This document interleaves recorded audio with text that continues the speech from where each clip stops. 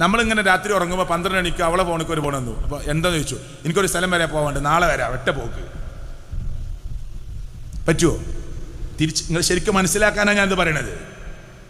നമുക്കിപ്പോൾ ഈ ക്ലാസ്സിൻ്റെ അടിയിൽ നിന്ന് നിങ്ങൾ ഭാര്യയും ഭർത്താവൊക്കെ ഒരുമിച്ച് വന്നതാ, നിങ്ങൾ ബൈക്ക് എടുത്തിട്ട് പെട്ടെന്നൊരു സ്ഥലം വരെ പോയി. നിങ്ങൾക്ക് പെട്ടെന്ന് എവിടെ പോകാനുണ്ട്? നമ്മളെ ചെറുവത്തൂരിൽ പോകാനുണ്ട്. നിങ്ങൾ പോയി വന്നോ? ഈ ക്ലാസ്സിൻ്റെ ഇടയിൽ നിങ്ങളെ ഭാര്യ സ്കൂട്ടി എടുത്തിട്ട് ചെറുവത്തൂരൊക്കെ പോയി ക്ലാസ് കഴിഞ്ഞപ്പോൾ അങ്ങനെ വരുന്നുണ്ട്. എന്തേ, എവിടേക്കാണ് നീ പോയത്? അല്ല, ഞാൻ ക്ലാസ്സിൻ്റെ ഇടയിൽ എനിക്ക് ചെറുവത്തൂർ വരെ പോകാണ്ടായിരുന്നു. എന്തിന്? അത് നിങ്ങളറിയണ്ട, പ്രശ്നമില്ലേ എന്ന് പറഞ്ഞാൽ നിങ്ങളുടെ സുരക്ഷിതത്തിലും സംരക്ഷണത്തിലുമാണ് നിങ്ങളെ ഭാര്യ. അതുകൊണ്ട് പുറത്തു കൊണ്ടുപോകാൻ നിങ്ങളാണ്, കൂടെ കൂട്ടേണ്ടത് നിങ്ങളാണ്. ഒരു സ്ത്രീക്ക് ഏറ്റവും വലിയ സമാധാനം എന്താ അറിയോ? എൻ്റെ ഭർത്താവിൻ്റെ കൂടെ നിൽക്കുക എന്നതാണ്. നിങ്ങളൊന്നും ചെയ്യണ്ട, ഒന്നും കൊടുക്കണ്ട, പക്ഷെ നിങ്ങളെ ചേർത്ത് പിടിക്കുക, നിങ്ങളെ കൂടെ കൊണ്ടിടക്കുക, ഒന്നും വാങ്ങിക്കൊടുക്കണ്ട. ഞാൻ അങ്ങാടിക്ക് പോവുക, ഇന്ന് ഫ്രീ ഉള്ള ദിവസം, പ്രത്യേകിച്ചൊന്നുമില്ല, വീട്ടിൽ കുറച്ച് സാധനങ്ങളൊക്കെ വാങ്ങാൻ, അവളെയും കൂട്ടിക്കോ, അവളെ വാഹനത്തിൽ എത്തിക്കോ കേട്ടോ. ഇറക്കാൻ പറ്റുന്ന സ്ഥലമാണെങ്കിൽ ഇറക്കിക്കോ. നിങ്ങളാണ് അവളുടെ കൂടെ കൂട്ടേണ്ടത്. അതിന് വല്ലാത്തൊരു സ്നേഹം നിങ്ങളുടെ ഭാര്യയ്ക്ക് നിങ്ങളോടുണ്ടാവും. അത് കൊടുക്കാനുള്ളത് നിങ്ങൾ മാത്രമാണ്. നമ്മുടെ ബാപ്പാൻ്റെ അനിയൻ്റെ മോൻ്റെ കൂടെ പോലും നമ്മളെ മോളെ പറഞ്ഞേക്കാൻ പറ്റുമോ? കസിൻ എളാപ്പാൻ്റെ ഇപ്പം എനിക്ക് എൻ്റെ മോന് എൻ്റെ അനുജൻ്റെ മോളെ കല്യാണം കഴിക്കാം. ഇസ്ലാമിൽ തെറ്റില്ല, കഴിക്കണം നിർബന്ധമല്ല, പ്രത്യേക സുന്നത്തുമില്ല, പക്ഷെ കഴിക്കൽ നിരോധിച്ചിട്ടില്ല. എൻ്റെ മോന് എൻ്റെ അനിയൻ്റെ മോളെ കല്യാണം കഴിക്കാം. എനിക്ക് എൻ്റെ അനിയൻ്റെ മോളെ എൻ്റെ മോളെ പോലെയാണ്, എനിക്കെൻ്റെ ജേട്ടൻ്റെ മക്കൾ എൻ്റെ മക്കളെ പോലെയാണ്. പക്ഷെ എൻ്റെ മോന് എൻ്റെ ജേട്ടൻ്റെ മോളെ കല്യാണം കഴിക്കാം. ഇസ്ലാം വിലക്കിയിട്ടില്ല. അതുകൊണ്ട് കസിൻ സുഹൃത്തുക്കളാന്നും പറഞ്ഞ്, ബ്രദറാന്നും പറഞ്ഞ്, സിസ്റ്ററാന്നും പറഞ്ഞിട്ട് ബൈക്കിൽ കൊണ്ടുനടക്കാൻ പറ്റുമോ? ഇതൊന്നും പാലിക്കുന്നില്ല ആളുകൾ. ഈ മര്യാദകളൊന്നും പാലിക്കാത്ത സ്ഥലത്ത് അപകടങ്ങൾ വരുന്നു. ഞാൻ അവസാനിപ്പിക്കാൻ സമയമായി തുടങ്ങി. ഇപ്പോൾ തൃശ്ശൂരോ എറണാകുളത്തോ നിങ്ങൾ കണ്ടില്ലേ, ഒരു കുട്ടിയെ കവറിൽ കെട്ടിയിട്ട് പുറത്തേക്ക് എറിഞ്ഞു. വായിച്ചില്ലേ നിങ്ങൾ വാർത്ത? അല്ലേ? എന്താ സംഭവം? നമ്മളെ കുട്ടികളൊക്കെ പിന്നെ എന്തു പറയാന്നറിയോ? കല്യാണം വേണ്ട. പല പെൺകുട്ടികളും ഇവിടെ ഡിഗ്രിക്ക് പഠിക്കുന്ന മക്കളൊക്കെ ഉണ്ടെങ്കിൽ കല്യാണം കഴിഞ്ഞിട്ടും പഠിക്കാം. മനസ്സിലായില്ലേ? കല്യാണം കഴിഞ്ഞിട്ടും പഠിക്കാം. ഇപ്പോൾ പുതിയ തലമുറയുടെ ട്രെൻഡ് എന്താ അറിയോ? എനിക്കിപ്പോൾ കല്യാണം വേണ്ട, PG ആയി, ഞാൻ പഠിച്ച് സ്വന്തം കാലിൽ നിൽക്കാൻ തുടങ്ങിയിട്ട് മതി എനിക്ക് കല്യാണം. അത് നല്ല നിലപാടല്ല. നിങ്ങൾ എന്തൊക്കെ വീക്ഷണം പറഞ്ഞാലും, ഞങ്ങളൊക്കെ 6-ാം നൂറ്റാണ്ടിൽ ജീവിക്കേണ്ട ആളുകളാന്നൊക്കെ നിങ്ങൾ പറഞ്ഞാലും, ഇസ്ലാമികമായി അത് ശരിയല്ല. ഇസ്ലാമികമായി കുറച്ചുകൂടി സമയം പോകാമെന്ന് പറഞ്ഞു കേട്ടോ. സമയം പോവില്ല ഇൻഷാ അല്ലാഹ്. പിന്നെ ഇസ്ലാമികമായി ശരിയല്ല. കല്യാണത്തിന് പക്വത എത്തിയാൽ ഗവൺമെന്റ് നിശ്ചയിച്ച വയസ്സ് 18, ഗവൺമെന്റ് നിശ്ചയിച്ച വയസ്സ് 21. എന്നാൽ ഒരു കുട്ടിക്ക് 18 വയസ്സായിട്ടും പക്വത എത്തിയിട്ടില്ല, 25 വയസ്സായിട്ടും പക്വത എത്തിയിട്ടില്ല, കെട്ടിക്കണ്ട, കല്യാണം കഴിക്കണ്ട, കുറച്ചുകൂടി പക്വത എത്തിയിട്ട് കല്യാണം കഴിച്ചാൽ മതി. അപ്പൊ നമ്മൾ നിശ്ചയിക്കുന്ന വയസ്സിന്റെ വരമ്പല്ല കണക്ക്, പക്വതയാണ്. അതുകൊണ്ട് പക്വത എത്തിയ ഒരു മോള് നിങ്ങൾക്കുണ്ട്, ഡിഗ്രിക്ക് പഠിക്കുന്ന മോളാ, PGക്ക് പഠിക്കുന്ന മോളാ, നല്ല കല്യാണം, നല്ല ഒരു അന്വേഷണം വന്നാൽ തട്ടിക്കളയാതെ കല്യാണം കഴിക്കുക. എന്നിട്ട് അവന് പഠിപ്പിക്കാലോ, അവന് കൊണ്ടാക്കി കൊടുക്കാലോ, കോളേജിലേക്ക് അവന് കൂട്ടാൻ പോവാലോ, പരീക്ഷയ്ക്ക് കൊണ്ടുപോകാലോ, അവളുടെ കൂടെ നടക്കാൻ ഒരാളായി, അവളെ സംരക്ഷിക്കാൻ ഒരാളായി. ദീന് ഇതിനെ പ്രോത്സാഹിപ്പിക്കുകയാണ് ചെയ്തത്, നിരുത്സാഹപ്പെടുത്തുകയല്ല ചെയ്തത് എന്ന് മനസ്സിലാക്കുക. കാരണം ഇപ്പോ ഈ കുട്ടി എറിഞ്ഞതിന് ശേഷം പുതിയൊരു വാർത്ത വന്നു. കോളേജ് പഠിക്കുന്ന ഒരു കുട്ടി ബാത്റൂമിൽ കയറി. നിങ്ങളൊക്കെ വായിച്ചില്ലേ?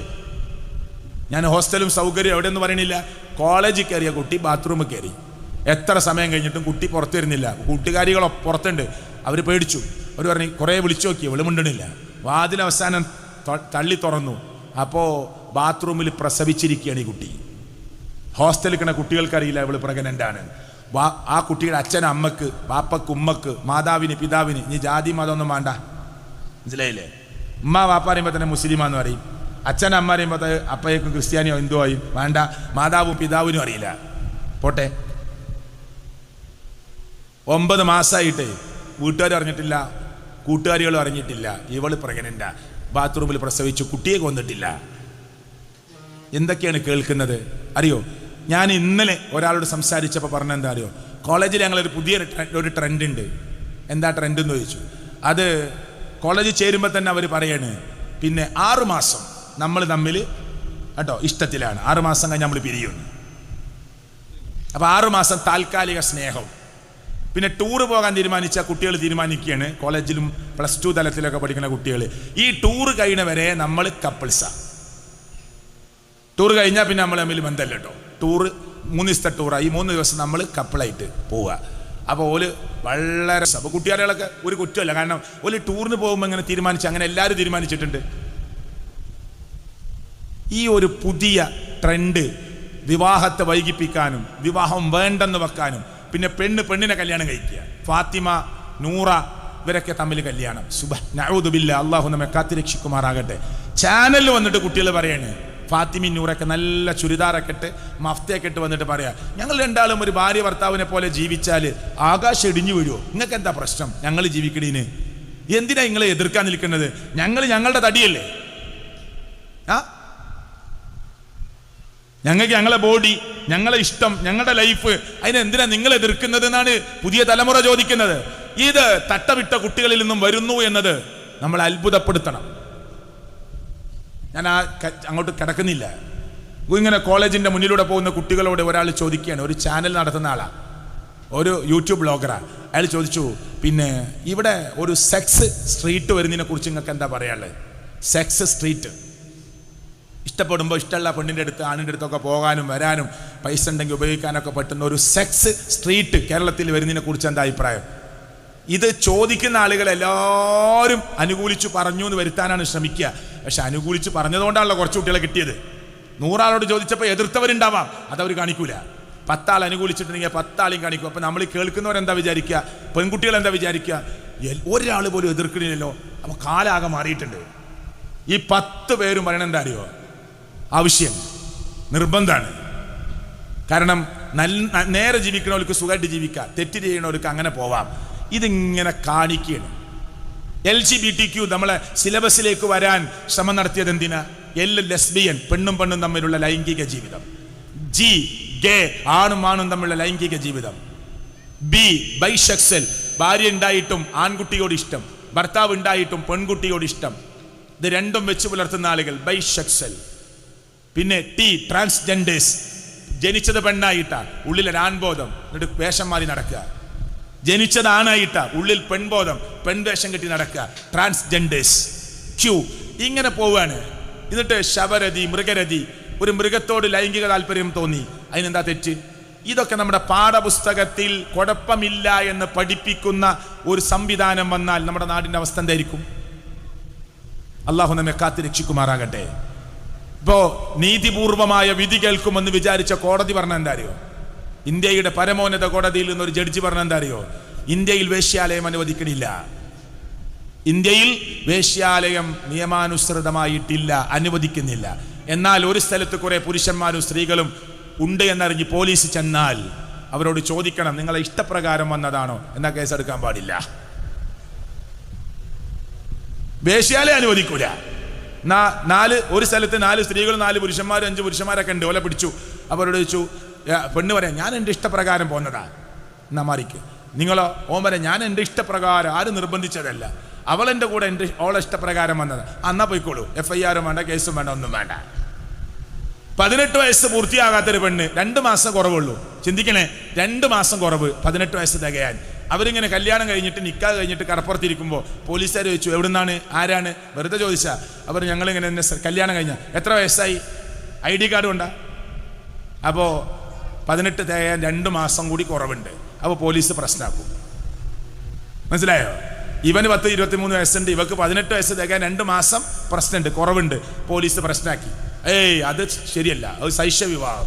എന്നാൽ ഒരു 17 വയസ്സുള്ള പെൺകുട്ടിയും ഒരു 10-25 വയസ്സുള്ള ഒരു ചങ്ങാതിയൊക്കെ കടപ്പുറത്തിരിക്കുന്നുണ്ട്. എന്താ, ആരാന്ന് ചോദിച്ചു. നിങ്ങൾ boyfriend, girlfriend, okay, no problem. അപ്പൊ എന്താ ഇത് മനസ്സിലാവണില്ല. എത്ര ആലോചിച്ചിട്ട് മനസ്സിലാവണില്ല. ഈ ഒരു അവസ്ഥയിലേക്ക് നമ്മുടെ രാജ്യം നീങ്ങുമ്പോൾ നമ്മുടെ വീടിന്റെ അകത്തളങ്ങളിൽ ഇസ്ലാമികമായ നല്ല ബോധം എനിക്കും നിങ്ങൾക്കും കൊടുക്കാൻ പറ്റിയിട്ടില്ലെങ്കിൽ വലിയ അപകടത്തിലേക്കാണ് നമ്മുടെ യാത്ര. അള്ളാഹു നമ്മെയും നമ്മുടെ മക്കളെയും കാത്തുരക്ഷിക്കുമാറാകട്ടെ. ഈ മാതാപിതാക്കളുടെ അടുപ്പം കുറയുക. നമ്മുടെ മക്കൾ നമ്മുടെ വീട്ടിൽ നിന്ന് കുറച്ച് ദൂരം പാലിക്കുന്നുണ്ടെങ്കിൽ മനസ്സിലാക്കുക, അവിടെ മനസ്സിന് എന്തോ വിഷമുണ്ട് കേട്ടോ. മിണ്ടുന്നില്ല, ഇങ്ങനെ വിളി കേൾക്കുന്നില്ല, അനുസരിക്കുന്നില്ല, ഇങ്ങനെ അകന്ന് പോവുക. എന്നാൽ എന്തോ പടച്ചോന് ഇഷ്ടമില്ലാത്തൊരു ലൈനിലേക്ക് അവളുടെ മനസ്സ് കയറിയിട്ടുണ്ട്. എല്ലാം തെറ്റിദ്ധരിച്ച് പ്രശ്നം ഉണ്ടാക്കണമെന്നല്ല, അവർക്ക് വേണ്ട നിർദ്ദേശങ്ങളും ഉപദേശങ്ങളും സമയബന്ധിതമായി കൊടുക്കാൻ നമുക്ക് പറ്റണം. അള്ളാഹു അനുഗ്രഹിക്കട്ടെ. ഞാൻ പറഞ്ഞു, ആദ്യത്തെ 7 വയസ്സ് പോലീസാണ്, കുട്ടി ചോദിച്ചുകൊണ്ടിരിക്കും. അടുത്ത 7 വയസ്സ് 7 to 14 കുട്ടിക്ക് എല്ലാ മര്യാദയും പഠിപ്പിക്കേണ്ട സമയമാണ്. അടുത്ത 7 വയസ്സ് 14 to 21 21 വയസ്സ് വരെ സ്ത്രീകളെ, ഉമ്മമാരെ, നിങ്ങളുടെ കുട്ടികളെ നിങ്ങൾ കൂട്ടുകാരിയാക്കണം. അപ്പോൾ അവൾ +2 പഠിക്കുന്ന സമയമാണ്, 9th പഠിക്കുന്ന സമയമാണ്, 10th പഠിക്കുന്ന സമയമാണ്, ഡിഗ്രിക്ക് പഠിക്കുന്ന സമയമാണ്. അപ്പോൾ ഉമ്മ കൂട്ടുകാരിയായാൽ ഒരു ചെറുപ്പക്കാരൻ അവിടുന്ന് സ്നേഹം പറഞ്ഞത്, പ്രേമം പറഞ്ഞത് എല്ലാം നിങ്ങളോട് പറയും, തിരുത്തി കൊടുക്കാൻ കഴിയും. ബാപ്പ കൂട്ടുകാരനാകണം, ബാപ്പാനോട് മോന് തുറന്ന് സംസാരിക്കാൻ പറ്റണം, എനിക്ക് ആ കുട്ടിയെ ഇഷ്ടമായി, അപ്പോൾ ഉപ്പാക്ക് തിരുത്തി കൊടുക്കാൻ കഴിയണം. ഇല്ലെങ്കിൽ എല്ലാം പൊട്ടിത്തെറിച്ചതിന് ശേഷമേ അറിയൂ. അതുകൊണ്ട് ഇസ്ലാം പറഞ്ഞു, ബാപ്പ മകനെ കൂട്ടുകാരനായി ചേർത്ത് പിടിക്കണം, നിങ്ങളെ ജോലിയിൽ പങ്കാളിയാക്കണം, നിങ്ങളെ കൂടെ ചേർക്കണം, അവനെയും കൂട്ടണം, എന്നിട്ട് അവനെയും പഠിപ്പിക്കണം, അവനും ശുഗല് കൊടുക്കണം. ഒന്നിൽ നിന്ന് വിരമിച്ചാൽ ഒന്നിലേക്ക് നമ്മൾ പ്രവേശിക്കണം, അവരെ കൂടെ കൂട്ടണം, അപ്പൊ നമ്മുടെ കൂടെ ഉണ്ടാകും. ഇതൊക്കെ കുറേ സമയമെടുത്ത് പറയേണ്ട കാര്യങ്ങളാണ്. നിങ്ങൾ ബാക്കി ചേർത്ത് വായി. ഇനി എൻ്റെ അവസാന ഭാഗത്തേക്ക് കിടക്കുമ്പോൾ ഞാൻ പറഞ്ഞു, സ്ത്രീകളെ കുറിച്ച്, പുരുഷന്മാരെ കുറിച്ച്, ദീനി രംഗത്ത് പ്രവർത്തിക്കുന്നതിനെ കുറിച്ച് ഒരൊറ്റ ഹദീസ് കേട്ടോളൂട്ടോ. റസൂൽ കരീം സല്ലല്ലാഹു അലൈഹി വസല്ലം പറയാ, ലാ യലിജുന്നാറ റജുലുൻ ബക മിൻ ഖശിയത്തില്ല. ഒരു മനുഷ്യൻ അല്ലാഹനെ ഓർത്ത് കരഞ്ഞവനാണെങ്കിൽ നരകത്തിൽ കിടക്കൂല. ഒരു മനുഷ്യൻ അല്ലാഹനെ ഓർത്ത് കരഞ്ഞവനാണെങ്കിൽ നരകത്തിൽ കിടക്കുകയില്ല. ഹത്താ യഊദൽ ലബനു ഫിൽ റഇ. കറന്നെടുത്ത പാല് അകിടിലേക്ക് തിരിച്ചു പോകുന്നത് വരെ. കറന്നെടുത്ത പാല് അകിടിലേക്ക് തിരിച്ചു പോവോ? ഇല്ല. അള്ളാനെ ഓർത്ത് കരയാ. ഇവിടെ ഇരിക്കുന്ന ഉപ്പാര്, ഉമ്മാര്, ജ്യേഷ്ഠാനിയന്മാര്, ഒരു രാത്രിയെങ്കിലും എല്ലാവരും കൂർക്കം വലിച്ചുറങ്ങുമ്പോൾ വന്നാ സുനിയാമൻ ജനങ്ങളൊക്കെ ഉറങ്ങുക.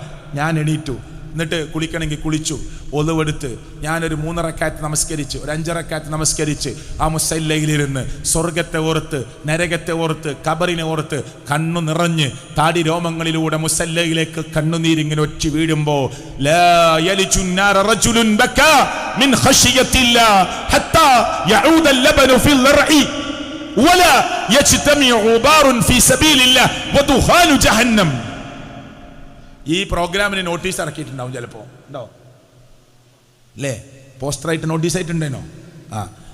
വാട്സപ്പിലല്ലാതെ അതൊട്ടിക്കാൻ പോയവരുണ്ടാവും.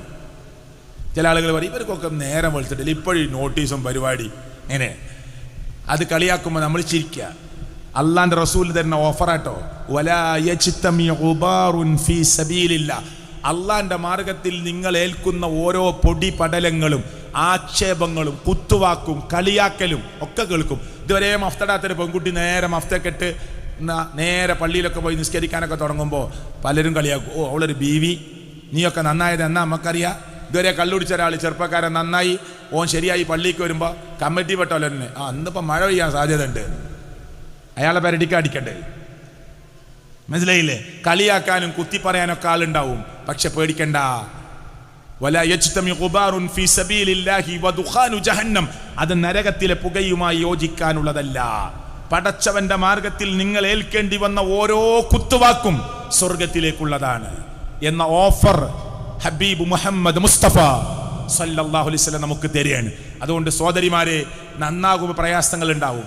പിന്നെ നന്നാകാൻ ഒരാൾ തീരുമാനിച്ചാൽ ഒരു അകറ്റലല്ല, ചേർത്ത് പിടിക്കലാണ്. മനസ്സിലായില്ലേ? നിസ്കരിക്കാത്ത ഒരാൾ പള്ളിയിലേക്ക് ആദ്യമായി വരുമ്പോൾ അവനെ ചേർത്ത് പിടിക്കലാണ്, സന്തോഷമായി അൽഹംദുലില്ലാ സന്തോഷിക്കലാണ്. മനസ്സിലായില്ലേ? അല്ലെങ്കിൽ ഒന്നും മിണ്ടണ്ട, പ്രത്യേകിച്ചൊന്നും പറയണ്ട, മിണ്ടണ്ടെന്നല്ല, ഒന്നും പ്രത്യേകിച്ച് പറയണ്ട. സംസാരിക്കുകയാണെങ്കിൽ അവന് സന്തോഷമുള്ള വാക്കാ പറയേണ്ടത്. രോഗിയെ സന്ദർശിക്കാൻ പോകുമ്പോൾ പേടിപ്പിക്കാനല്ല നമ്മൾ പോണത്. സ്ത്രീകളൊക്കെ കൂട്ടായിട്ടാണ് രോഗിനെ സന്ദർശിക്കാൻ പോവുക. അപ്പുറത്തെ വീട്ടിലെ രോഗിയുണ്ട്, നമുക്ക് പോവല്ലേ, മൈമൂന ആയിഷനെ കാത്തുന്നു, ആയിഷ ഫാത്തിമാനെ കാത്തുന്നു, ഫാത്തിമ മൈമൂനാനെ കാത്തുന്നു. ഒരു 4 ആളും കൂടി വർത്താനം പറഞ്ഞ് രോഗിയെ കാണാൻ പോവുക. കാണാൻ പോണ സുലേഖയാണ്. സുലേഖ രോഗിയായി കട്ടിൽ കിടക്കുക. ഇവിടെ 4 ആൾ 4 ഭാഗത്ത് കസേരക്കെട്ടിരുന്ന് എങ്ങനെയുണ്ട്, കുഴപ്പമൊന്നുമില്ല. ഇവിടെ മൈമൂന പറയാണ്, ഇതേ അസുഖം ഇരുന്നിട്ട് ജ്യേഷ്ഠത്തിക്ക്, പക്ഷെ ഒന്നും ചെയ്യാൻ പറ്റിയില്ല, 4 ദിവസം കൊണ്ട് മരിച്ചു. സുലേഖ അറ്റാക്ക് ആയിട്ടില്ലെങ്കിൽ നിങ്ങളെ ഭാഗ്യം ഒന്ന് കൂട്ടിയാൽ മതി. അതിനല്ല നിങ്ങൾ പോണത്. നുണ പറയാനും കഥ പറയാനും ഒന്നല്ല പോണത്, രോഗിയെ സമാധാനിപ്പിക്കാനാ. സമാധാനിപ്പിക്കാൻ നിങ്ങൾക്ക് കഴിയില്ല, നിങ്ങൾ പോണ്ട. രോഗിയെ ചെന്ന് കണ്ട ഉടനെ പറയാ, ലാ ബഅസ് തഹൂറു ഇൻഷാ അല്ലാഹ്, ഡോക്ടർ മടക്കിയതാ, ഏറ്റവും വലിയ ഡോക്ടർ പറഞ്ഞു 2-3 ദിവസമൊക്കെ ഉണ്ടാവാൻ സാധ്യതയുള്ളൂ, ഒരു രക്ഷയില്ല, ഞങ്ങൾ പഠിച്ചനുസരിച്ച് നിങ്ങൾ കൊണ്ടുപോയിക്കോ, മടക്കിയതാ. നമ്മൾ ചെല്ലുമ്പോൾ പറയണെന്താ അല്ലാ, സാരല്ല, ഇതൊക്കെ അള്ളാഹു സുഖപ്പെടുത്തും. ഇത് കളവല്ലേ എന്ന് ചോദിച്ചു. ഞങ്ങൾക്ക് ഉറപ്പുള്ളത് പറയല് അല്ല, അതൊക്കെ റബ്ബിൻ്റെ അടുക്കലുള്ള കാര്യമാണ്. കടച്ചോന് കേട്ടോ അല്ല, നമ്മുടെ കണക്ക് കൂട്ടുകളെല്ലാം തട്ടിമറിച്ച് പടച്ചവൻ. ഇപ്പം എൻ്റെ ഭാര്യൻ്റെ ഉമ്മക്ക് സർജറി ഉണ്ടായി കേട്ടോ. എൻ്റെ ഭാര്യൻ്റെ ചുരുക്കി പറയാണ്, ഒരു തലയുടെ ഉള്ളിൽ വലിയൊരു ആപ്പിളിൻ്റെ വലിപ്പമുള്ള ഒരു ട്യൂമർ വന്നു. ഞാൻ ഡോക്ടറെ അടുത്തേക്ക് അവരെ കൂടെ പോയത്. അപ്പോൾ ഡോക്ടർ പറഞ്ഞു, ഞങ്ങൾ വെള്ളിയാഴ്ച, എൻ്റെ ഓർമ്മ ശരിയെങ്കിൽ വെള്ളിയാഴ്ച കാണിക്കണത് ഒരു ഉള്ളൂ എന്ന് പറഞ്ഞു. അത്ര ഓവറായിട്ട് നിങ്ങൾ ഇത്ര ദിവസം എവിടെയായിരുന്നു ചോദിച്ചു. ചുരുക്കി വിധേയമാക്കി അതെടുത്തു. പിന്നെ തലയോട്ടി തുറന്നു, അത് പുറത്തെടുത്തു. ഇത്ര വലിപ്പമുള്ള ഒരു ആപ്പിളിൻ്റെ വലിപ്പമുള്ള ഒരു മുഴ പുറത്തെടുത്ത് അത് ഡോക്ടർ പറയാം, ഇനി തലയോട്ടി തൽക്കാലം അവിടെ വെക്കാൻ പറ്റൂല. ആ പീസ് ഉണ്ടല്ലോ കട്ട് ചെയ്തത്, ഇപ്പം അവിടെ വെക്കാൻ പറ്റൂല. അത് 3 മാസത്തിന് ശേഷം പിന്നെ റീഫിറ്റ് ചെയ്യുക. ഇപ്പോൾ ഈ ഉമ്മാൻ്റെ ശരീരത്തിൽ ഒന്നില്ലെങ്കിൽ വയറിൽ അല്ലെങ്കിൽ കാലിൻ്റെ തുടയിൽ ഇതേ രക്തമോടുന്ന ശരീരത്തിൽ സൂക്ഷിക്കണം. എവിടെ വെച്ചാലും കിടന്നു അതേ ശരീരത്തിൽ സൂക്ഷിക്കണം. അങ്ങനെ കാലിൻ്റെ തുട കീറി വെച്ചു. 3 മാസം കഴിഞ്ഞു, തലഭാഗം ഇങ്ങനെ കുഴിഞ്ഞു വന്നു. വീണ്ടും ഹോസ്പിറ്റലിൽ കൊണ്ടുപോയി സ്റ്റിച്ചൊക്കെ വെട്ടി, ഇത് കാലിൻ്റെ തുട കീറി ഈ പീസ് പുറത്തെടുത്ത് റീഫിറ്റ് ചെയ്ത് ഇപ്പോൾ 2 വർഷമായി. അള്ളാഹു ദീർഘായുസ്സും ആഫിയത്തും ആരോഗ്യവും പ്രദാനം ചെയ്യുമാറാകട്ടെ. എന്തൊക്കെ ചികിത്സകളും സംവിധാനങ്ങളൊക്കെയാണ് നിങ്ങൾ ചിന്തിച്ചു നോക്കുക. ആ തലയോട്ടിയുടെ പീസ് നമ്മുടെ അതേ രക്തോടുന്ന ശരീരത്തിലേ വെക്കാൻ പറ്റുള്ളൂ എന്ന്. എന്തൊക്കെ സംവിധാനങ്ങളായിട്ട് അതൊരു മെഷീനറി സംവിധാനത്തിൽ സൂക്ഷിക്കാൻ പറ്റൂല എന്നാണ് ഡോക്ടർമാർ പറയണത്. അള്ളാഹു കൊടുക്കുമാറാകട്ടെ. ഹോസ്പിറ്റൽ വിട്ട് വീട്ടിലേക്ക് മടങ്ങാനുള്ള സൗഭാഗ്യം അള്ളാഹു കൊടുക്കുമാറാകട്ടെ. നമ്മുടെ കൂട്ടത്തിലെ സുഹൃത്തുക്കൾക്ക് അള്ളാഹു ആരോഗ്യത്തോടു കൂടി നമ്മുടെ കൂട്ടത്തിൽ പ്രവർത്തിക്കാനുള്ള തൗഫീക്ക് നൽകുമാറാകട്ടെ. ഞാൻ അവസാനിപ്പിക്കുമ്പോൾ ഏറ്റവും പ്രധാനപ്പെട്ട കാര്യം പറഞ്ഞ് അവസാനിപ്പിക്കുക കേട്ടോ. ഏറ്റവും പ്രധാനപ്പെട്ടത് ഒന്ന്, പ്രിയപ്പെട്ടവരെ, റബ്ബ് നമ്മളെ ഈ ഭൂമിയിലേക്ക് പറഞ്ഞയച്ചത് ഇവിടെ കുറേ തിന്നാനും രസിക്കാനും രമിക്കാനും അല്ല. ചില ആളുകൾക്ക് 10 കൊല്ലം 20 കൊല്ലം 30 കൊല്ലം 40 കൊല്ലം 60 കൊല്ലം ബൈന 60 വ 70 60ൻ്റെയും 70ൻ്റെ ഇടയിൽ സമയം, അതാണ് സാധാരണ സമയം. ചില ആളുകൾക്ക് ബോണസ് കിട്ടും 70 കഴിഞ്ഞിട്ടും ജീവിക്കാൻ. അതിനനുസരിച്ച് മറുപടി പറയേണ്ടി വരും. ശരാശരി മുത്തുനബി മരിച്ചതെന്ന 63-ാമത്തെ വയസ്സിൽ, അബൂബക്കർ സിദ്ദീഖ് റളിയല്ലാഹു മരിച്ചതെന്ന 63-ാമത്തെ വയസ്സിൽ, ഉമർ ഇബ്നുൽ ഖത്താബ് റളിയല്ലാഹു മരിച്ചതെന്ന 63-ാമത്തെ വയസ്സിൽ, അലി റളിയല്ലാഹു മരിച്ചതെന്ന 63-ാമത്തെ വയസ്സിൽ. അപ്പോൾ 63 വല്ല പ്രത്യേകത ഉണ്ട്? ഒന്നുമില്ല. ഞാൻ 63 വല്ല പ്രത്യേകത ഉണ്ട് മരിച്ചാലെന്ന് വിചാരിക്കേണ്ട. 756 പോലെ. ഇപ്പം 756 എന്ന് എഴുതലുണ്ട് ചില ആളുകൾ. വണ്ടിക്ക് 756 കിട്ടാൻ എന്താ 756? ബിസ്മില്ലാഹിർ റഹ്മാനിർ റഹീം എന്ന് എഴുതി. എന്നിട്ട് അതിൽ ആദ്യ അറബി അക്ഷരമാലയിലെ ആദ്യത്തെ ഈ ബിസ്മില്ല എന്ന് പറയുമ്പോൾ ആദ്യത്തെ അക്ഷരം ബ എന്ന അക്ഷരമാണ്. അത് അറബി അക്ഷരമാലയിലെ രണ്ടാമത്തെ ലെറ്ററാണ്. അങ്ങനെ ഇതിലെ ബിസ്മില്ലാഹിർ റഹ്മാനിർ റഹീം മീം വരെ അറബി അക്ഷരമാലയിലെ ഇത് എത്രാമത്തെ ലെറ്ററാന്ന് ഇങ്ങനെ എഴുതി ഒരു കാൽക്കുലേറ്ററിൽ അടിച്ചാൽ ഒരു പേപ്പറിൽ എഴുതി കൂട്ടിയാൽ കിട്ടുന്ന സംഖ്യയാണ് എന്ത്? 756. ചില ആളുകൾ ഇതെന്തോ നബിയേറ്റ പഠിപ്പിച്ചു കൊടുത്ത സംഖ്യ എന്ന് വിചാരിച്ച് നിൽക്കുക. ഏതോ ഒരു ചങ്ങായി വെറുതെ ഇരുന്നപ്പോൾ ബിസ്മില്ലാഹിർ റഹ്മാനിർ റഹീം അക്ഷരം എഴുതി കൂട്ടിയതാ. അപ്പോൾ ആളുകൾ ഭയങ്കര അന്ധവിശ്വാസികളായി. 756 നമ്പർ കിട്ടണം. ചിലപ്പോൾ 756 വീടും വഴി എഴുതുക, അല്ലേ? 756 വാഹനത്തിൽ എഴുതുക. പിന്നെ മരിച്ചിട്ട് കുത്തുന്ന മീസാൻ കല്ലില് അതിന് 756 എഴുതലുണ്ട്. ഇവിടെ ഉണ്ടോ അറിയില്ല. അപ്പോൾ വെള്ളം കുടിക്കുമ്പോൾ നമ്മൾ എന്താ ചൊല്ലേണ്ടത്? ബിസ്മില്ല. ഇതിന് പകരം 756 പറഞ്ഞാൽ മതിയോ? വെള്ളം കുടിക്കുമ്പോൾ 756. ഒരാൾക്കൊരു കൊടുക്കുക. നജിമിക്ക് ഞാനൊരു 756. മൂപ്പർക്ക് എന്തെങ്കിലും സുഖല്ലേ? ഇതൊക്കെ ആളുകളുടെ ഇടയിൽ ജീവിതത്തിൽ കയറുന്ന അന്ധവിശ്വാസമാണ്. ആ അന്ധവിശ്വാസത്തിൽ നമുക്ക് മുക്തി നേടണം. വണ്ടി ഇവിടെ വെച്ചു, ഫസ്റ്റ് ഫ്രണ്ടിക്ക് എടുക്കാതെ റിവേഴ്സ് എടുക്കാൻ പാടില്ല. ഒരു അന്ധവിശ്വാസമാണ്. നമ്മൾ വീട്ടിൽ നിന്ന് ഇറങ്ങി ഒരു സംഭവം, പ്രധാനപ്പെട്ട ഒരു സാധനം, ഒരു ഫയൽ എടുത്തിട്ടില്ല. പിന്നെ ഓഫീസിൽ പോയിട്ട് എന്താ കാര്യം? ഇനി മടങ്ങി പോകണ്ട, അന്ന് വെറുതെ പോയി തരാ. എന്നാൽ അയാളുടെ ഓഫീസറോട് പോയി സംസാരിച്ചിട്ട് പോരാ, നാളെ പോവാ, ഫയൽ എടുക്കണ്ട. കാരണം മടങ്ങിയാൽ അത് നല്ലതല്ല. പിന്നെ എന്തിനാ പോണത്? നാളെ പോയാൽ പോരെ. ഇങ്ങനെ കുറേ കറുത്ത പൂച്ച ക്രോസ് ചെയ്തു. നമുക്കാർക്കും വിശ്വാസമൊന്നുമില്ല. പക്ഷേ ഒരു ദിവസം ക്രോസ് ചെയ്തു, രണ്ടാമതും ക്രോസ് ചെയ്തു, മൂന്നാമതും ക്രോസ് ചെയ്തു, 4ാമത്തെ സുബഹിക്ക് പോയപ്പോൾ ഒരു കറുത്ത പൂച്ചയാണ് ചാടി. അപ്പോൾ എന്തെങ്കിലും കുഴപ്പമുണ്ടോ? അത് പൂച്ചയും ചില ജീവികളൊക്കെ, ചില പാനകളൊക്കെ ഒരേ റൂട്ടിലാണ് പോവുക. പൂച്ചകളൊക്കെ ചില സമയത്ത് കറക്റ്റ് ഇങ്ങനെ പോകും. നമ്മളൊന്ന് 5 മിനിറ്റ് തെറ്റിച്ച് നോക്കി, നമ്മളെ കാത്തുക്കൊന്നുമില്ല പൂച്ച. ആ മുഹമ്മദൊക്കെ വരുന്നിട്ടില്ലല്ലോ എന്ന് കാത്തുക്കോ? ഇല്ല, അതതിൻ്റെ സമയത്ത് പോവും. നമ്മൾ ഇവിടുന്ന് ഒരു റിക്ഷയ്ക്ക് കാത്തിക്കുക. അപ്പോൾ എല്ലാ വണ്ടികളും അങ്ങോട്ടാണ് പോകുന്നത്, ഫുള്ള് ആളാ റിക്ഷയിൽ. ഇങ്ങോട്ട് ഒരൊറ്റ റിക്ഷയും വരുന്നില്ല. നമ്മളൊരു ബസ്സിന് കാത്തിക്കുക, എല്ലാ ബസ്സും അങ്ങോട്ടാണ് പോകുന്നത്. അപ്പോൾ നമ്മൾ പറയാ ഞാൻ വന്നാൽ ഇങ്ങനെ ബസ്സൊക്കെ അങ്ങോട്ടാണ്, നമ്മളതിൻ്റെ സമയത്ത് നിൽക്കണ്ടേ. ഇതൊക്കെ വിശ്വാസി പറയേണ്ട വാക്കല്ല, തെറ്റായ റൂട്ടാണ്. ഒരു 50 പൈസ നമ്മളവിടെ എടുത്തു വെച്ചിട്ടുണ്ട്, അത് കുട്ടി കരഞ്ഞു ചോദിച്ചാലും കൊടുക്കൂല. 5 കൊടുത്താലും കൊടുക്കൂല, 10 കൊടുത്താലും 20, 50ന്റെ നോട്ട് കൊടുത്താലും ഈ 5 കൊടുക്കൂല. ഇതിലെന്തോ പുണ്യമുണ്ടെന്ന് വിചാരിക്കുക, അന്ധവിശ്വാസമാണ്.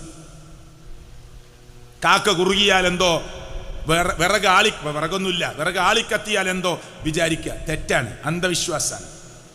എൻ്റെ വീട് ഇത് അടുക്കള ശരിയായില്ല, അടുക്കള എന്തോ പ്രശ്നമുണ്ട്. അതുകൊണ്ട് നമ്മൾ ആരൊക്കെ അന്വേഷിച്ച് പോയ പോലും പറഞ്ഞു നിങ്ങളെ വീടിന് ഒരു പ്രശ്നമല്ല, പക്ഷെ അടുക്കള അവിടെ പാടില്ല, അത് പൊളിക്കുക. പിന്നെ ആകെ 5 സെന്റ് സ്ഥലമുള്ളൂ, പിന്നെ അടുക്കള വേറൊരാളെ വരലുണ്ടാക്കാൻ പറ്റുമോ? ബാത്റൂം അവിടെ പറ്റൂല, വേറെ എവിടെ ഇല്ല, കിണർ ഇവിടെ പറ്റൂല. എന്താ സുഹൃത്തുക്കളെ, അതിൻ്റെ ശാസ്ത്രീയമായിട്ട് പറ്റാത്ത പ്രശ്നമാണെങ്കിൽ ടോയ്ലറ്റിൻ്റെ കുഴി ഇവിടെയാണ്, തൊട്ടടുത്ത് തന്നെ കിണർ, അതൊക്കെ പ്രശ്നമാണ്. ഇങ്ങനെ തെറ്റായ കുറേ അന്ധവിശ്വാസങ്ങൾ വെച്ച് പുലർത്തുക അതൊന്നൊരു വിശ്വാസിക്ക് യോജിച്ചതല്ല. ഒരു ഒരു ജോത്സ്യനെ സിദ്ധനെ കൈനോട്ടക്കാരൊന്നും ഇല്ലല്ലോ, വളരെ അപൂർവമാണ്. കടപ്പുറത്തൊക്കെ കാണാൻ അങ്ങനെ ചെറിയ ഒരു കൂടൊക്കെ ഇങ്ങനെ വെച്ചിട്ട് പാസ്റ്റ് പ്രസന്റ് ഫ്യൂച്ചർ വെറും 10 രൂപ എല്ലാം കിട്ടും. കഴിഞ്ഞതും പറയും, ഇപ്പം നടക്കുന്നതും പറയും, വരാൻ പോണതും. മുമ്പൊക്കെ അങ്ങനെ നമ്മളെ വീടിൻ്റെ അടുത്ത് വരും, എന്നിട്ട് മതിലിൻ്റെ അടുത്തുനിന്ന് പിന്നെ ഉമ്മ നിങ്ങളെ മുഖലക്ഷണം പറയാനാണ്, വെറും 20 രൂപ. എന്നാൽ വന്നോന്ന് പറയുമ്പോൾ അവർ ചോദിക്കും എന്താ പറയുക, നിങ്ങളെ കഴിഞ്ഞതും പറയും, ഇപ്പം നടക്കുന്നതും പറയും, വരാനുള്ളതും പറയും. എന്നാൽ വന്നോന്ന് പറയുമ്പോൾ ഗേറ്റ് തുറക്കുന്ന പട്ടി ഉണ്ടോ അവിടെ, അതവർക്കറിയില്ല. എന്നിട്ട് ഓല അപ്പോൾ ഭാവി വരാൻ വരുന്നേ, ഈ വീട്ടിൽ പട്ടി ഉണ്ടോയെന്ന് അവർക്കറിയില്ല. ചില ആളുകൾ ഗേറ്റിലൊരു ബോർഡ് വെച്ചിട്ടുണ്ടാവും, പട്ടിയുണ്ട് സൂക്ഷിക്കാൻ. മുമ്പെപ്പോഴോ ഉള്ള ബോർഡാണ്, അല്ലെങ്കിൽ വെറുതെ വെച്ചതാണ്. അത് കണ്ടിട്ട് എന്നാൽ പിന്നെ അവിടെ പോകണ്ട, ഇനി അഥവാ കെട്ടിട്ടില്ലെങ്കിലോ പട്ടിയെ വീട്ടിലില്ല. ഇതുപോലും അറിയാത്ത ആളുകളാണ് ഭാവി പറയാൻ വരുന്നത്. എന്നിട്ട് നബി പറഞ്ഞത് സല്ലല്ലാഹു അലൈഹി വസല്ലം മൻ അതാ അറാഫൻ ഔ കാഹിന, ഒരു ജോലിസിനെയോ സിദ്ധനെയോ സമീപിച്ച് ഫസഅലഹു അൻ ഷൈഇൻ, ഒരു കാര്യം ചോദിച്ചു, എന്നിട്ട് അത് സത്യപ്പെടുത്തിയാൽ കഫറ മാ ഉൻസില അലാ മുഹമ്മദിൻ സല്ലല്ലാഹു അലൈഹി വസല്ലം, നബിക്ക് ഇറക്കപ്പെട്ടതിൽ അവിശ്വസിച്ചു. ഏതാ നബിക്ക് ഇറക്കപ്പെട്ടത്? ഖുർആനിൽ വിശ്വാസമില്ലാത്ത ആളായി. ചില സ്ത്രീകളൊക്കെ പറയും എനിക്ക് വിശ്വാസമൊന്നുമില്ല, വെറുതെ ഓലെന്താ പറയാ നോക്കാലോ, എന്തൊക്കെ പറയാ നോക്കാം, വെറുതെ ഒരു രസല്ലേ. അങ്ങനെ രസത്തിന് കൈ നീട്ടിയാൽ 40 ദിവസത്തെ നിസ്കാരം ബാത്തിലാവും. വെറുതെ കൈ നീട്ടി കൊടുത്താൽ 40 ദിവസം 1.5 മാസത്തെ നിങ്ങളെ നിസ്കാരം പൊളിഞ്ഞുപോയി, പടച്ചോൻ സ്വീകരിക്കൂല. ഉണ്ടാവരുത്. അതുകൊണ്ട് തവക്കുൽ ചെയ്യുക അള്ളാഹുവിൽ. ഒരു നൂലോ ഒരു ഏലസോ ഒരു തകിടോ എന്നെ രക്ഷിക്കുമെന്ന് വിചാരിക്കരുത്. പിന്നെ അള്ളാഹ്ക്ക് എന്ത് സ്ഥാനം നമ്മുടെ മനസ്സിലുള്ളത്?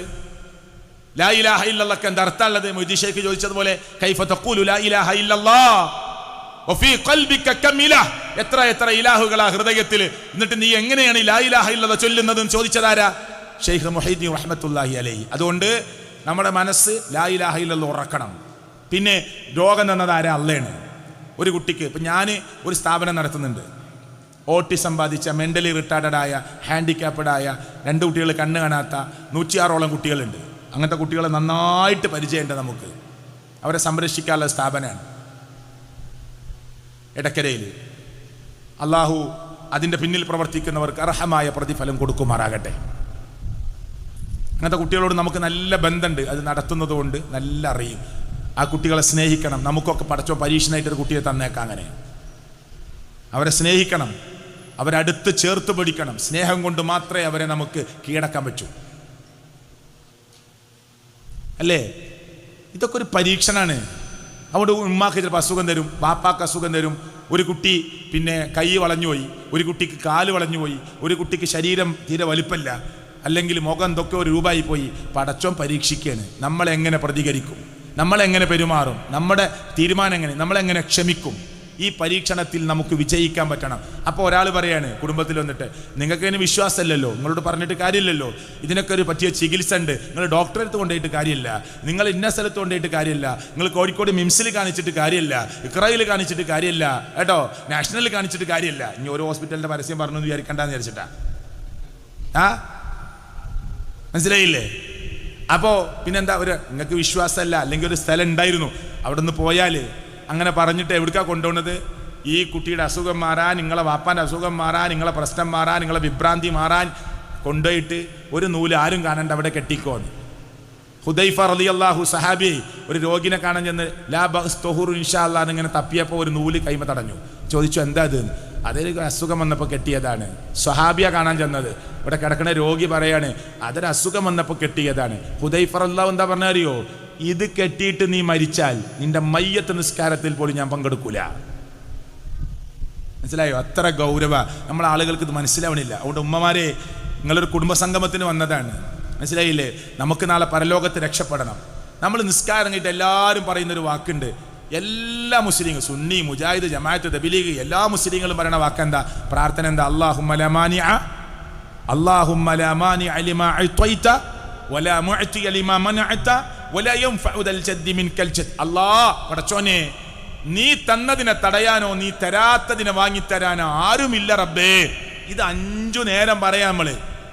എന്താ പറയണത്? പടച്ചോനെ, നീ തന്നതൊക്കെ എനിക്ക് കിട്ടും, ആർക്കും തടയാൻ കഴിയില്ല. നീ തരാത്ത ഒന്നും വാങ്ങിത്തരാൻ ആർക്കും കഴിയില്ല. ഇത് പറഞ്ഞിട്ട് കുട്ടിയുടെ അസുഖത്തിന് ഏതെങ്കിലും സിദ്ധനെ, ജ്യോത്സ്യനെ, ഹോജനെ സമീപിച്ചിട്ട് ഈ കുട്ടിയുടെ അസുഖം മാറണം എന്ന് പറഞ്ഞിട്ട് ഒരു തകിടോ ഏലസോ ഒരു നൂലോ കെട്ടി വാങ്ങുമ്പോൾ ഈ വിശ്വാസം, എന്ത് വിശ്വാസം നമുക്ക് പിന്നെ അല്ലാഹുവിൽ? വീടിൻ്റെ മൂലയിൽ ഒരു കുപ്പിയിൽ തകിട് ഒഴിച്ചിട്ടാൽ എന്ന് വിചാരിച്ചാൽ എന്ത് വിശ്വാസ? അതുകൊണ്ട് ആരും നമ്മൾ കുറ്റപ്പെടുത്തണ്ട. പക്ഷേ പടച്ചവനിൽ നേരെ വിശ്വസിക്കാൻ നമുക്ക് പറ്റണം. അന്ധവിശ്വാസം നമ്മുടെ ജീവിതത്തിൽ നിന്ന് പോവണം കേട്ടോ. ധാരാളം സ്വലാത്ത് വർദ്ധിപ്പിക്കണം, ധാരാളം ദിക്ർ വർദ്ധിപ്പിക്കണം, ഉള്ള സ്വലാത്ത് ധാരാളമായി ചൊല്ലണം. അല്ലാഹുമ്മ സ്വല്ലി അലാ മുഹമ്മദ് എന്ന സ്വലാത്ത് വർദ്ധിപ്പിക്കണം. നാരിയ സ്വലാത്ത്, അങ്ങനെ സ്വലാത്ത് നബിയും സഹാബത്തൊന്നും പഠിപ്പിച്ചിട്ടില്ല സുഹൃത്തുക്കളെ. തൻഹല്ലു ബിഹിൽ ഉഖദു വ തൻഫരിജു ബിഹിൽ ഖുറബു വ തുഖ്ലാ ബിഹി. ഈ സ്വലാത്ത് ഉണ്ടല്ലോ, അല്ലാഹുവിൻ്റെ റസൂലിന് അറിയില്ല, സഹാബത്തിന് അറിയില്ല. അങ്ങനെ ഒരു സ്വലാത്ത് ദീനിലില്ല. നബിയെ സ്വപ്നത്തിൽ കാണാനുള്ള സ്വലാത്ത് ദീനിലില്ല. നിങ്ങൾ ചൊല്ലണ സ്വലാത്ത് വാട്സപ്പിൽ അയച്ചു കൊടുക്കുക, എന്നിട്ട് എല്ലാവരും കൂടി കയറ്റി അയക്കുക. അങ്ങനത്തെ ഒരു ദിക്റും സ്വലാത്തൊന്നും ഇസ്ലാമിലില്ല. പോസ്റ്ററിലൊക്കെ, പിന്നെ ഇലക്ട്രിക് പോസ്റ്ററിലൊക്കെ ബോർഡാണ് കോഴിക്കോടൊക്കെ. നിങ്ങൾ ചൊല്ലുന്ന സ്വലാത്ത് ഈ നമ്പറിലേക്ക് വാട്സപ്പ് ചെയ്യുക. ഇതെന്താ കാട്ടുക? അറിയാത്തതുകൊണ്ട് ഞാൻ ചോദിക്കുകയാണ്, സ്നേഹത്തോടു കൂടി ചോദിക്കുക. നജിം ഉസ്താദ് 10,000 സ്വലാത്തല്ലേ, ഞാൻ 20,000 സ്വലാത്തല്ലേ കേട്ടോ. ഈ വീട്ടിൻ്റെ ഉടമ 25,000 സ്വലാത്തല്ലേ. എന്നിട്ട് നമ്മൾ കണ്ട വാട്സപ്പ് നമ്പറിലേക്ക് അയച്ചു കൊടുത്തു. എന്നിട്ട് അമേരിക്കയ്ക്ക് കയറ്റി അയക്കുക. എന്താ സംഭവം? എന്താ പരിപാടി? ഇതൊന്നും ഇസ്ലാമിലില്ല. അതുകൊണ്ട് ഇല്ലാത്തത് നമ്മൾ പറയുമ്പോൾ മനസ്സിൽ പ്രയാസം തോന്നരുത്. നമ്മൾ ധാരാളമായി ദിക്റില്ല, ധാരാളമായി സ്വലാത്തില്ല. ഉസ്താദുമാരെ ബഹുമാനിക്കുക, വലിയവരെ ആദരിക്കുക, മുതിർന്നവരെ ബഹുമാനിക്കുക, കുട്ടികളോട് കരുണ കാണിക്കുക. മുത്തുനബി സല്ലല്ലാഹു അലൈഹി വസല്ലം പേരിൽ ധാരാളമായി സ്വലാത്ത് വർദ്ധിപ്പിക്കുക. അള്ളാനെ ധാരാളമായി ഓർക്കുക, എപ്പോഴും ദിക്റിൽ മുഴുകുക. ഹെസ്നുൽ മുസ്ലിമിൻ്റെ സംരക്ഷണമാണ് ആ ദിക്ർ. കറക്റ്റ് നിസ്കരിക്കുക കേട്ടോ. കളവ് നമ്മുടെ ജീവിതത്തിൽ നിന്ന് മാറ്റിവെക്കുക, വൃത്തികേട് മാറ്റിവെക്കുക, ഷിർക്കിലേക്ക് പോകാതെ സൂക്ഷിക്കുക. ഖബർ സന്ദർശിക്കുക, ആ നാട്ടിലെ ഖബർസ്ഥാനം സന്ദർശിക്കുക, ഖബറാളിക്ക് സലാം പറയുക, എന്നിട്ട് ആ ഖബറാളിക്ക് വേണ്ടി ദുആ ചെയ്യുക. ഖബർ നമ്മൾ നോക്കിക്കാണുക, നമുക്ക് മരണബോധം നമ്മുടെ മനസ്സിലേക്ക് കൊണ്ടുവരിക. ഞാനും മരിക്കേണ്ടവനാണല്ലോ എന്ന് ചിന്തിക്കുക, പരലോകത്തെ ഓർക്കുക, കുത്തിയിട്ട ഖബറൊന്ന് എത്തിപ്പാളി നോക്കുക. പടച്ചവനെ, എത്ര ഇടുക്കമുള്ള ഖബറാണ്, ഞാൻ എത്ര വിശാലമായ വീട്ടിൽ, എൻ്റെ അറ, ഇവിടെ കല്യാണങ്ങളെ വീട്ടിൽ, ഇവിടെ മക്കൾ പെൺകുട്ടികളെ വീട്ടിൽ നിൽക്കുന്ന സിസ്റ്റം അല്ലേ, ആ അറ എത്ര സംവിധാനമുണ്ട്, എന്തൊക്കെ സെറ്റപ്പുള്ള സംവിധാനമുള്ള റൂമാണ്. പക്ഷേ മരിച്ചാൽ വന്ന് കിടക്കാനുള്ള ഈ 6 അടി മണ്ണ് കുടിസതയുള്ള മണ്ണാണ്. ഒരു നേരെ മലന്ന് കിടക്കാൻ പോലും ഖബറിൽ സ്ഥലമില്ല, ഒന്ന് കമയിന്ന് കിടക്കാൻ പോലും ഖബറിൽ സ്ഥലമില്ല. ഇതാ ചെരിച്ചിട്ട ഖബറിലേക്ക് ഇറക്കുക. 3 ആൾ കൂടി ഖബറിലേക്ക് ഇങ്ങനെ പിടിച്ചു വെക്കുമ്പോൾ നേരെ അങ്ങനെ പോവില്ല, ഒന്ന് ചെരിച്ചിട്ട ഖബറിലേക്ക് ഇറക്കുക. അത്ര കുടിസതുള്ള സ്ഥലത്ത് മൂടുകല്ല് വെച്ച് മണ്ണ് വാരിയിട്ട് അതിൻ്റെ മേലെ ഖബറിന്റെ അടയാളമായ കല്ലും വെച്ച് തസ്ബീത്ത് ചൊല്ലി കുടുംബക്കാര് തിരിച്ചു പോകുമ്പോൾ ആ ഖബറിലേക്ക് മലായിക്കത്തുകൾ വന്നിട്ട് 2 മലക്കുകൾ വരും. എന്നിട്ട് ഫയുജ്ലിസാനിഹി, അവരെ എഴുന്നേൽപ്പിച്ചിരുത്തും. ഫയഖൂലാനി ലഹു, അവരോട് ചോദ്യം തുടങ്ങും. മർറബ്ബുക്, ആരാണ് നിന്റെ റബ്ബ്? ഉത്തരം പറയാൻ കിട്ടണം നമുക്ക്. അതിനാ നമ്മളെ ഈ ക്ലാസ്സൊക്കെ. അവിടെ ഖബറിൽ ചെല്ലണം എന്തിനാ അറിയോ? ഖബർ സിയാറത്ത് നടത്തണം എന്തിനാ? നമുക്ക് മരണബോധം, പരലോകബോധം ഉണ്ടാകാൻ. ഒരൊറ്റ ഖബറാളിയോടും നമ്മുടെ സങ്കടം പറഞ്ഞു പോകരുത്, നമ്മുടെ ദുഃഖം പറഞ്ഞു പോകരുത്, നമ്മുടെ പ്രയാസം നബിയോട് പോലും നമുക്ക് പ്രാർത്ഥിക്കാൻ പറ്റൂല. എന്നിട്ടല്ലേ പിന്നെ ബാക്കിയുള്ളവർ അള്ളാന്റെ റസൂൽ സല്ലല്ലാഹു അലൈഹി വസല്ലമയോട് പോലും നബിയേ എൻ്റെ കുട്ടിയെ രക്ഷപ്പെടുത്തണം എന്ന് പറയാൻ. നബിയേ, ഇപ്പോൾ നബി സല്ലല്ലാഹു അലൈഹി വസല്ലമ വഫാത്ത് ആയതിനു ശേഷം, നബി ജീവിച്ചിരിക്കുമ്പോൾ നമുക്ക് ഒരു കുട്ടിക്ക് പറഞ്ഞാൽ കേൾക്കാത്ത കുട്ടിയാണെങ്കിൽ നബിയെ നിങ്ങളൊന്ന് പറഞ്ഞ് മനസ്സിലാക്കി കൊടുക്കണേ, നബിയെ എൻ്റെ കുട്ടിനെ ഒന്ന് രക്ഷപ്പെടുത്തണേ എന്നൊക്കെ പറയാം. അതിനൊന്നും ഒരു പ്രശ്നമല്ല. ഇപ്പൊ റസൂൽ സല്ലല്ലാഹു അലൈഹി വസല്ലം വഫാത്തായതിനു ശേഷം നബിയെ വിളിച്ചുകൊണ്ട്, നബിയെ എൻ്റെ കുട്ടീനെ രക്ഷിക്കണേ, എൻ്റെ ഉമ്മാൻ്റെ അസുഖം മാറ്റണേ, എൻ്റെ വാപ്പാൻ്റെ അസുഖം മാറ്റണേ, എൻ്റെ ആഗ്രഹങ്ങൾ സഫലീകൃതമാക്കി തരണേ എന്ന് പറഞ്ഞാൽ പടച്ചവനത് ഇഷ്ടപ്പെടില്ല.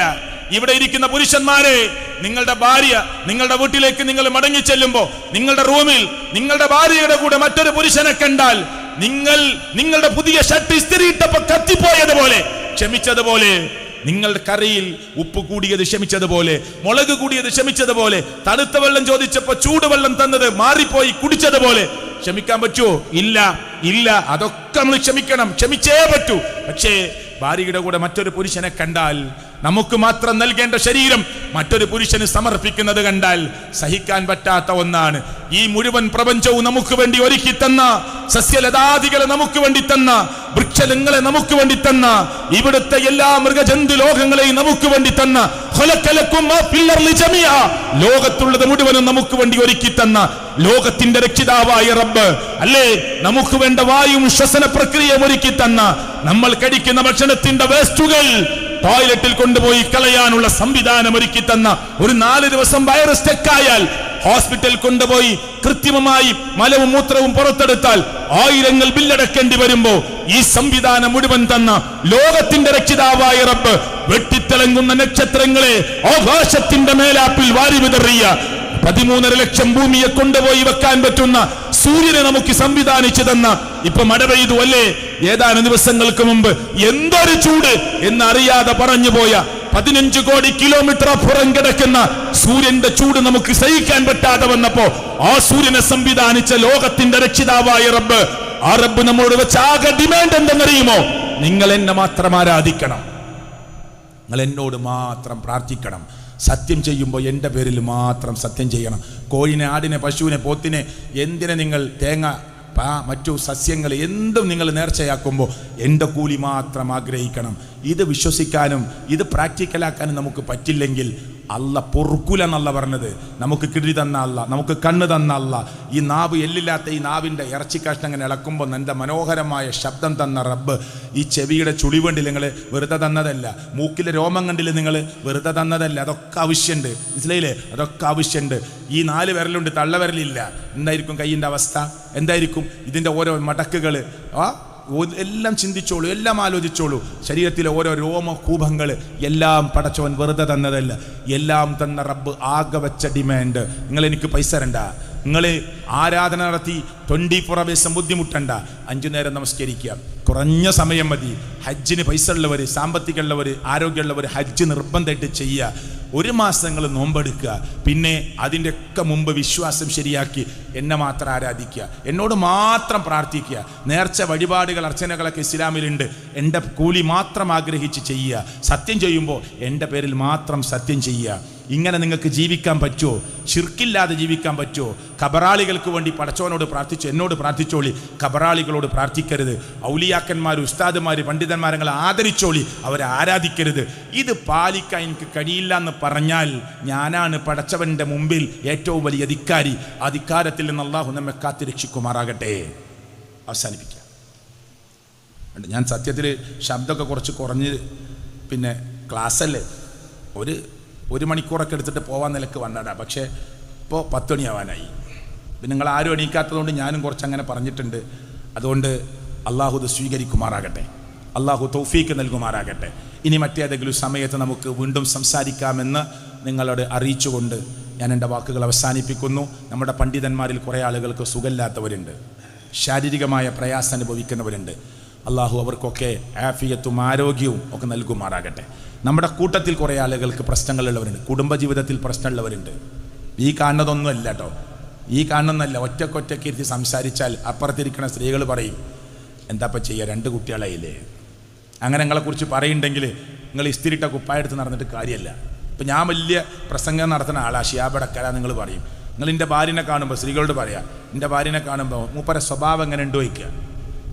അപ്പോൾ അവൾ പറയാണ്, പ്രസംഗമൊന്നും നോക്കണ്ട, ശരിയില്ല പറഞ്ഞാൽ ഞാൻ ശരിയില്ല, ഇന്ന ഒന്നിനും പറ്റൂല. മനസ്സിലായില്ലേ? നിങ്ങൾ കോൺഗ്രസ് ആണ്, നിങ്ങൾ ലീഗാണ്, നിങ്ങൾ പിന്നെ LDF ആണ്, UDF ആണ്, നിങ്ങൾ ഖദറിൻ്റെ കുപ്പായൊക്കെ ഇട്ടിട്ടുണ്ട്. നിങ്ങളെ ഭാര്യയ്ക്ക് നിങ്ങളെ കുറിച്ച്, നിങ്ങൾ വലിയ രാഷ്ട്രീയത്തിൻ്റെ വലിയ നേതാവാ, 5 വയസ്സൊക്കെ നിങ്ങളെ പറ്റൂല പറഞ്ഞാൽ നിങ്ങളെ പറ്റൂല.